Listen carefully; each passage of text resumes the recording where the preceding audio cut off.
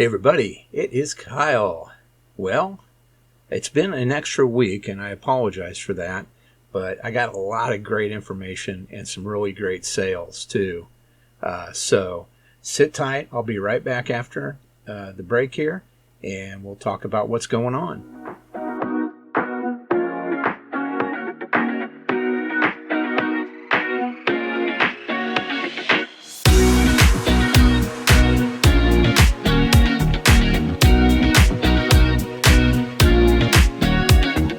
All right, everybody. So really the topic of this particular episode is going to be inventory. So, with the spring, summer, fall, and garage sale season, we really stocked up. I mean, really stocked up. And we've sworn that we're not going to really do thrift store type stuff anymore, sourcing, unless we're looking for something specific or what it is we're after is 50% off for the day. So we have gone thrifting a couple times, but it's because in one store I know there was electronics and media was 50% off. And then in another place we went to, it was Black Friday and they had a full 50% off everything in the store. We hit another thrift store that day too, but kind of more just got stuff for us. We did find a couple things that we'll probably sell. But that's what we're going to do as far as sourcing at thrift stores from here on out. We'll go on the half off days, but other than that, it just doesn't have as much profit as you might like.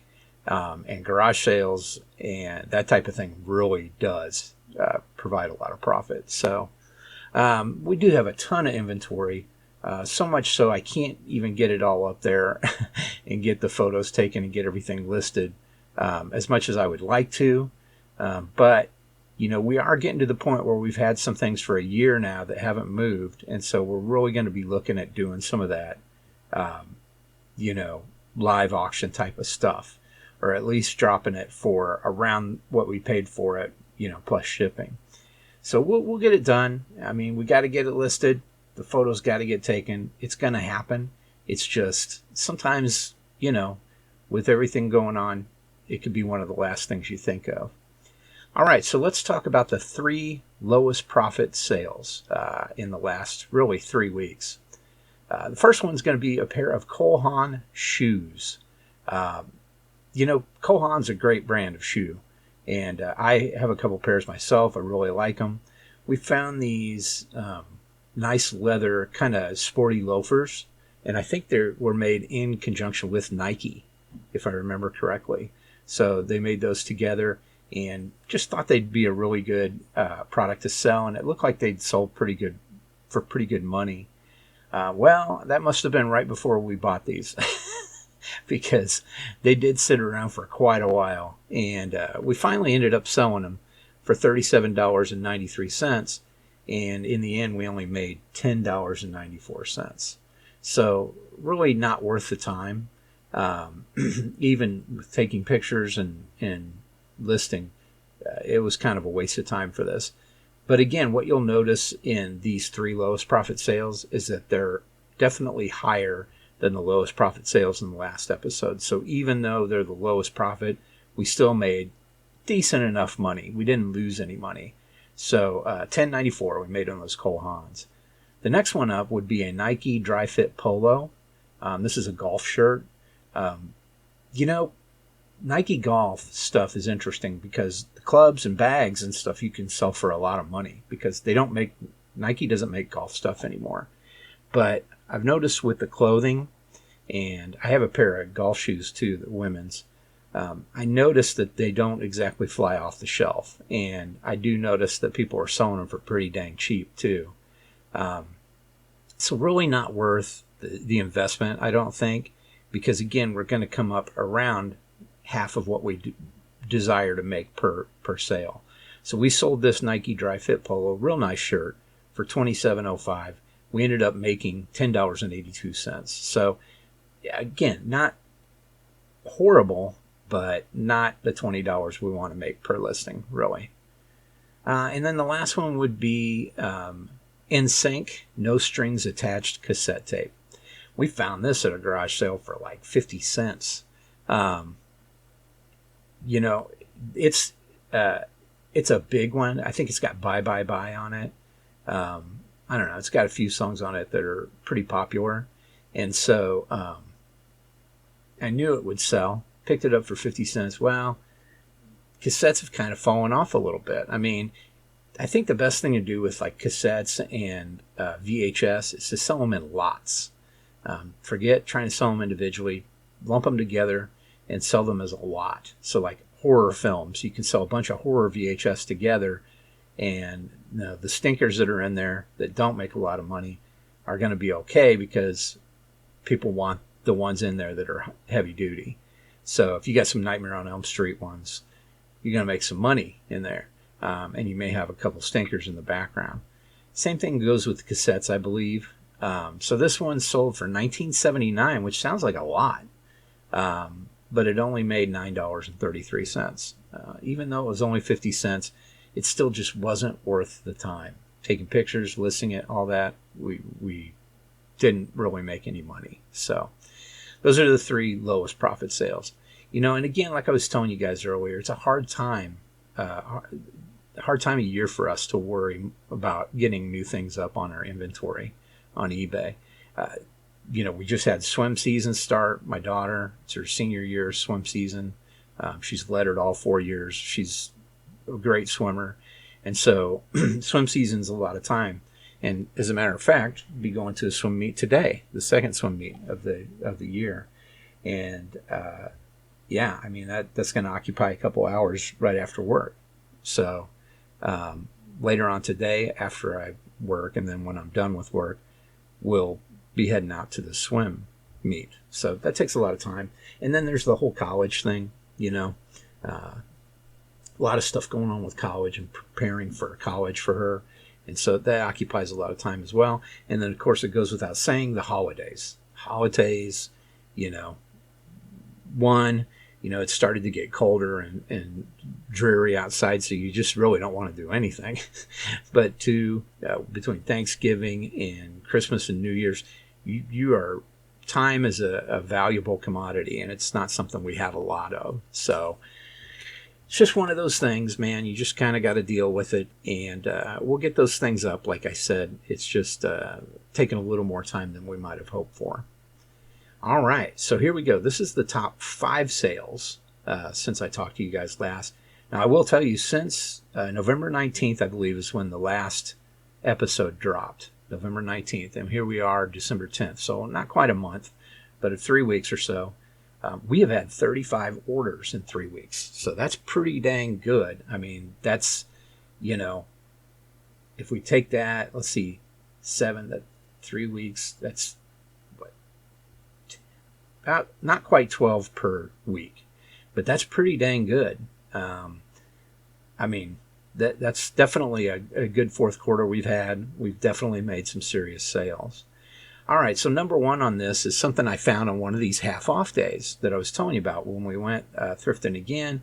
We went, actually, before the last episode dropped, I went with my daughter, and we went and checked out this place. And then we went to this,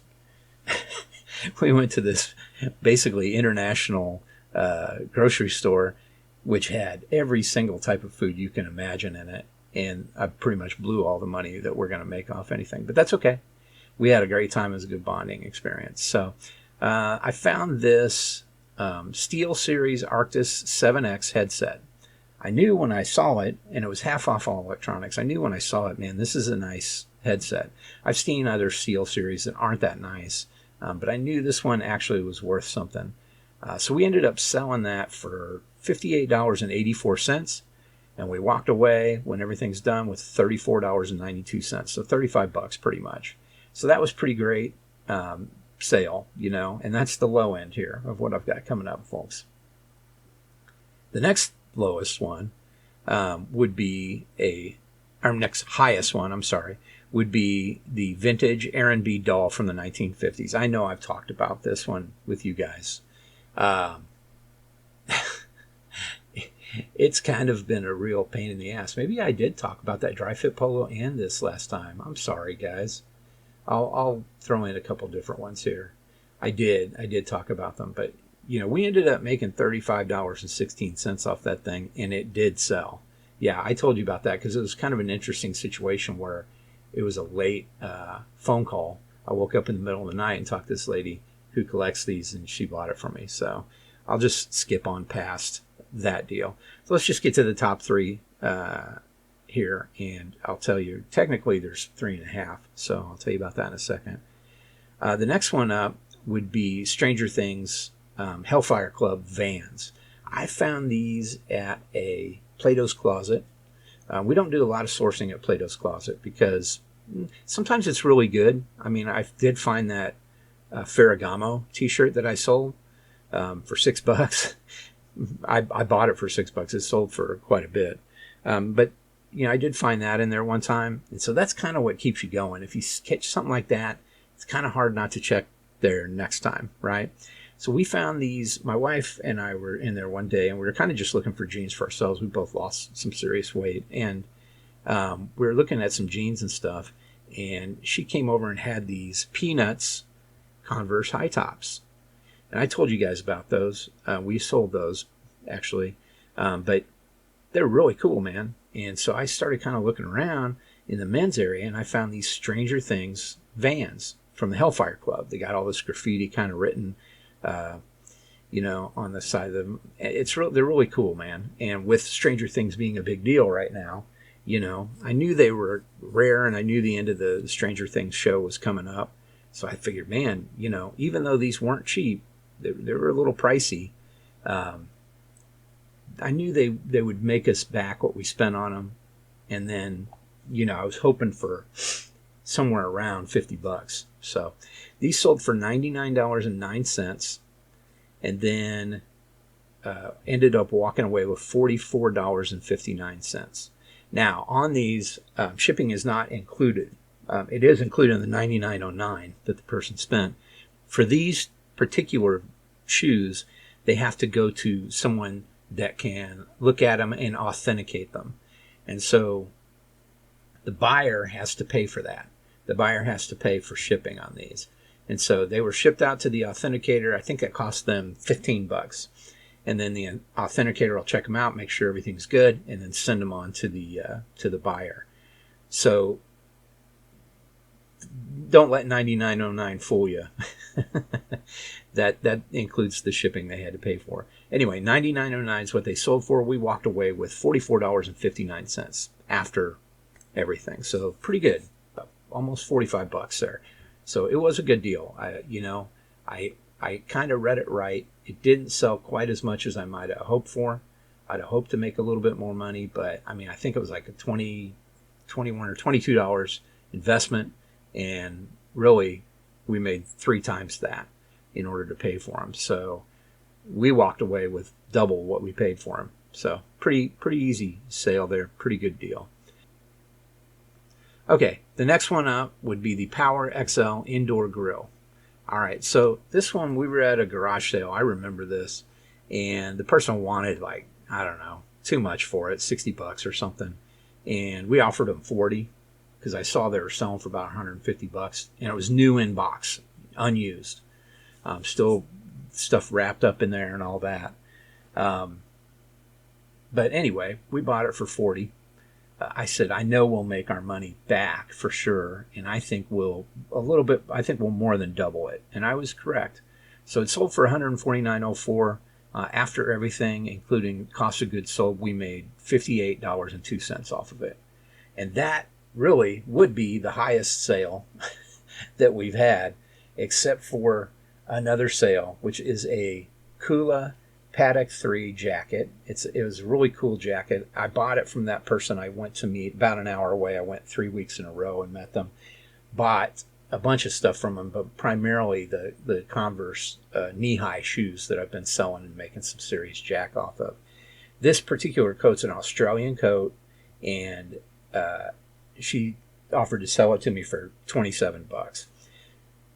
Normally, I probably wouldn't pay pay up that much for it, but it just seemed like it was going to sell good. I ended up selling it for $117.96, and then we made $82.31 off of it.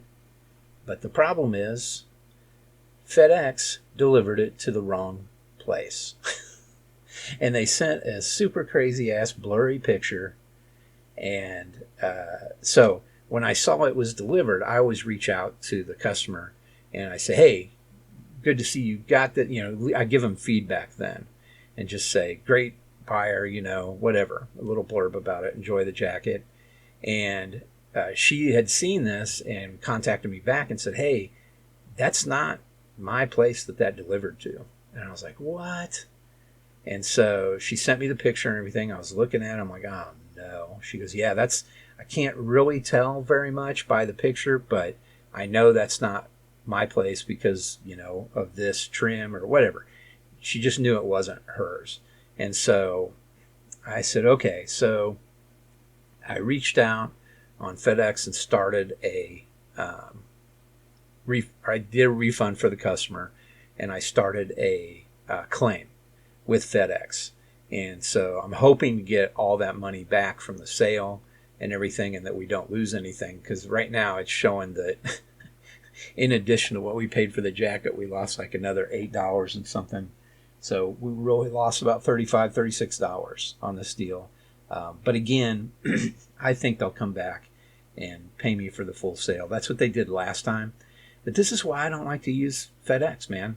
I mean, seriously, I've shipped 6 things through them, and they've lost 2, pretty much.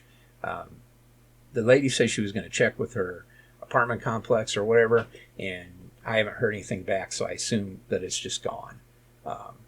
Which sucks, man. I mean, number one, it was a really cool coat, and I know that she was excited to get it. I think she got it for her brother or something like that. And yeah, as a gift for the brother for Christmas. But yeah, it really stinks. So anyway, I went ahead and did the claim with FedEx, and hopefully I'll get that money back. Last time it took about a month, so I could be looking towards the first of next year to get my money back for this deal. But yeah, man, we've had a lot of sales, a lot of smaller sales, mostly sales though where we've made $20 or more. Like I was kind of talking about there. But, we've had our share of ones that are under $20 as well. So it's just kind of rolling with the times, but we've definitely had a lot. So, I mean, heck, 35, even if everything's $15, I mean, you're talking about $500, in sales. And we've definitely made more than that. I want to say, let me take a look here real quick. I want to say in the last month, yeah, we've had a good $1,500 in sales. So for us, that's good. Again, when you hear these numbers, we're not trying really hard. Okay? This is just something we're getting off the ground, and something that we probably will start trying harder once we're retired, which, is a decade or so away. But, this is a nice little side gig for now. We don't put a lot of time and energy into it, but we make some extra money. And it just helps with stuff like vacations and stuff like that. Going out to eat at some nice places during the holiday season, that kind of thing. So, and it'll also help here and there with college and with other stuff with my son and his endeavors in HVAC.